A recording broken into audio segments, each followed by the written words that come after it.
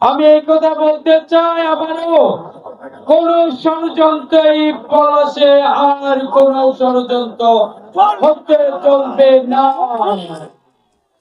সকল ষড়যন্ত্র ডক্টর আব্দুল মঈন খান সাহেবের নেতৃত্বে স্যারকে সামনে রেখে আমরা পলাশ এবং নরসিংদী দুই নির্বাচনী এলাকার সকল জনগণকে নিয়ে আমরা ইনশাল্লাহ রুখে দিব। আমরা ইনশাল্লাহ রুখে দিব,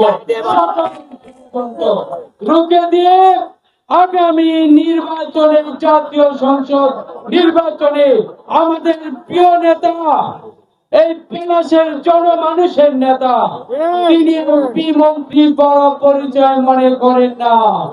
তিনি পলাশের জনগণের একজন নেতা তিনি মনে করেন।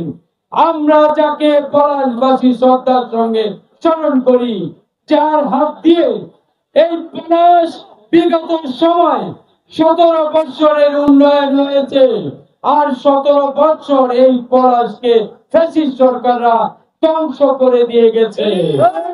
আগামী দিন